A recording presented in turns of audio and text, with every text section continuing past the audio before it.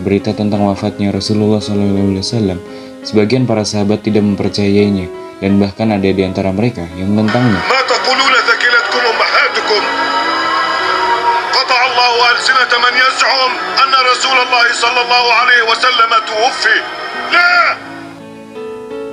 Hal ini terus berlanjut sampai kemudian Abu Bakar As-Siddiq mendatangi rumah Rasulullah SAW.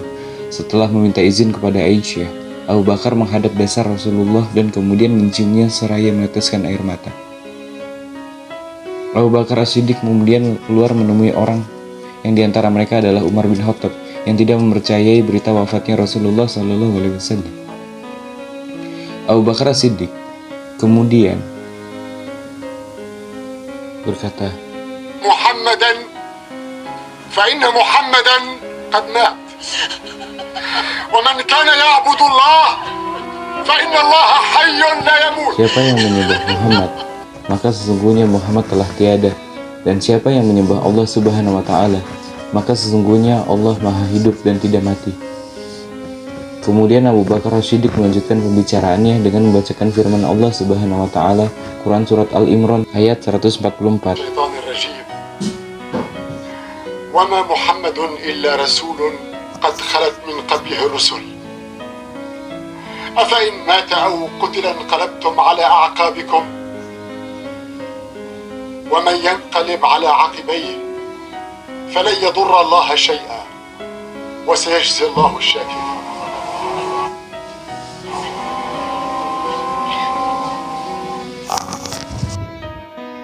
Yang artinya Muhammad itu tidaklah hanya seorang rasul, sungguh telah berlalu sebelumnya beberapa orang rasul. Apakah jika dia wafat atau dibunuh, kamu berbalik ke belakang atau murtad?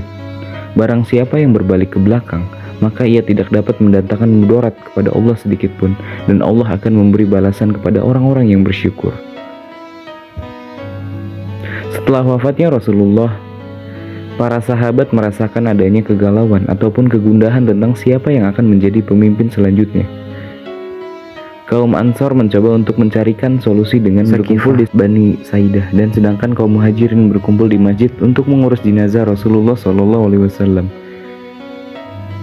Mendengar adanya perkumpulan untuk menentukan pemimpin baru dari kalangan Ansor, sekelompok para sahabat yang terdapat di dalamnya Abu Bakar As-Siddiq, Umar bin Khattab, Abu Ubaidah bin Jarrah, dan lain sebagainya, mendatangi tempat tersebut yang biasa digunakan untuk kaum Ansor untuk bermusyawarah.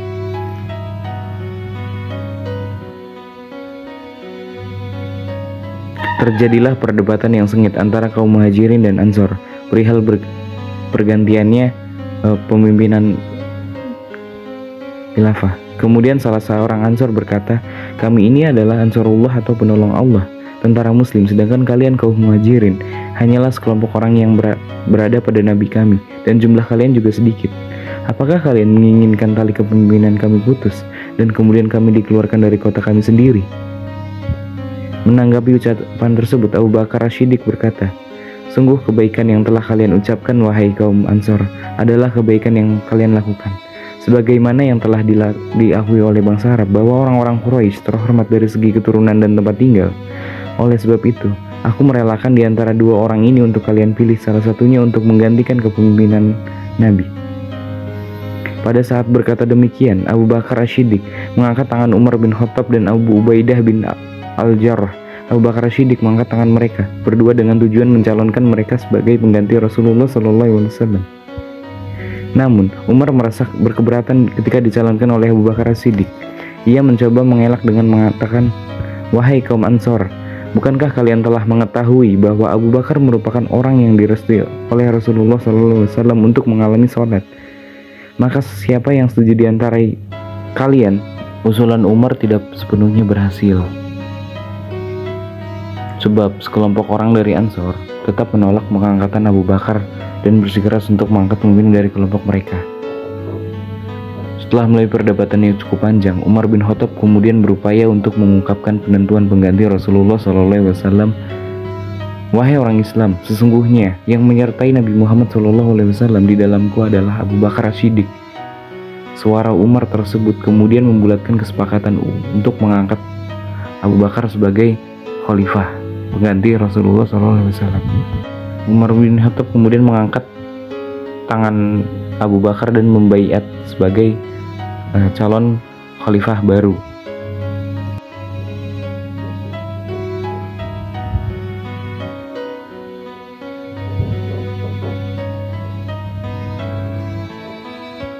Terangkatnya Abu Bakar Siddiq untuk menjadi pemimpin bagi umat Islam setelah wafatnya Rasulullah SAW bukanlah suatu kebetulan. Akan tetapi jika dianalisa lebih dalam, dapat disimpulkan bahwa sosok Abu Bakar Siddiq telah dikadar untuk menjadi pengganti Nabi. Hal ini dapat dilihat dari beberapa alasan. Pertama, ketika Rasulullah menderita sakit sebelum beliau wafat, beliau tidak mampu untuk menjadi imam bagi orang-orang yang telah berkumur di masjid. Kemudian Bilal menemui Rasulullah dan bertanya, "Wahai Rasul, siapakah yang akan menjadi imam bagi kami?" Rasul menjawab, "Mintalah Abu Bakar untuk menjadi imam sholat." Kedua, Abu Bakar As-Siddiq merupakan sahabat yang paling utama, dekat dan setia kepada Rasulullah. Hal ini berdasarkan hadis yang diriwayatkan oleh Imam Bukhari dari Ibnu Abbas radhiyallahu anhu.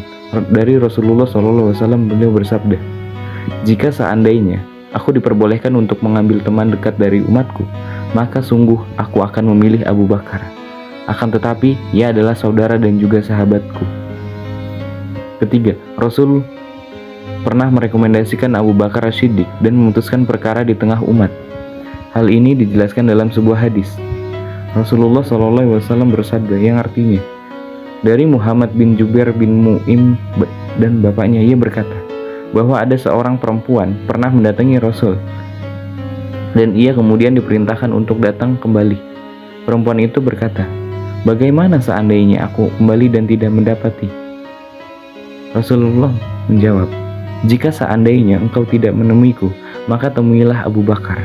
Hadis riwayat Bukhari. Keempat, Abu Bakar As-Siddiq memperoleh kemuliaan yang lebih dari sahabat yang lain ketika beliau senantiasa menemani Rasulullah dalam berhijrah. Kesetiaan Abu Bakar dalam mendampingi dan melindungi Rasulullah tersebut dipuji oleh Allah Subhanahu wa Ta'ala dalam sebuah firman-Nya, "Jikalau kamu tidak menolongnya Muhammad, maka sesungguhnya Allah telah menolongnya," yaitu ketika orang-orang kafir mengeluarkan dari kota Mekah, sedang dia salah seorang dari dua orang tersebut ketika keduanya berada di dalam gua. Di waktu dia berkata kepada temannya, "Janganlah kamu berduka cita, sesungguhnya Allah beserta kita." Quran Surat At-Taubah ayat 40. Kelima, Rasulullah SAW mempercayakan kepada Abu Bakar As-Siddiq untuk memimpin rombongan jamaah haji pada haji al-amah, yaitu haji sebelum wadak. Maka hal inilah mengindikasikan bahwa Rasulullah mengatur Abu Bakar As-Siddiq untuk menjadi pemimpin setelah beliau wafat.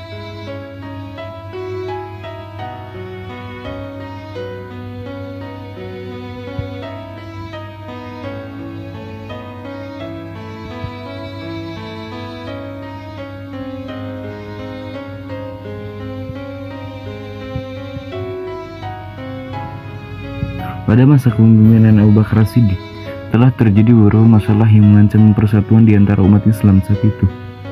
Beberapa suku Arab yang berasal dari Hijaz dan Najd membangkang pada khalifah yang baru dalam sistem yang ada.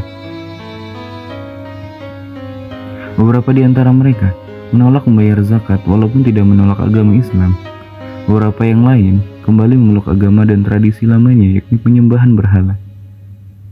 Suku-suku tersebut mengklaim bahwa hanya memiliki komitmen kepada Nabi Muhammad dan dengan kematian beliau, komitmennya tidak berlaku lagi.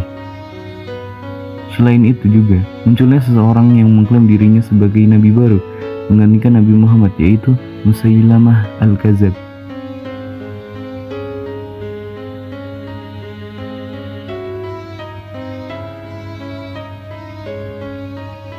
Berdasarkan hal ini, Abu Bakar As-Siddiq menyertakan perang terhadap mereka yang dikenal dengan Perang Ledah. Pasukan Musailamah kemudian dikalahkan oleh pasukan muslimin yang dipimpin oleh Khalid bin Walid. Sedangkan Musailamah sendiri dibunuh dengan Al-Wasid sebagai mantan budak yang dibebaskan oleh istri Abu Sufyan karena telah berhasil membunuh Hamzah, paman Rasulullah dalam perang Uhud. Al-Wasi kemudian bertaubat dan memeluk agama Islam serta mengakui kesalahannya atas pembunuhan tersebut.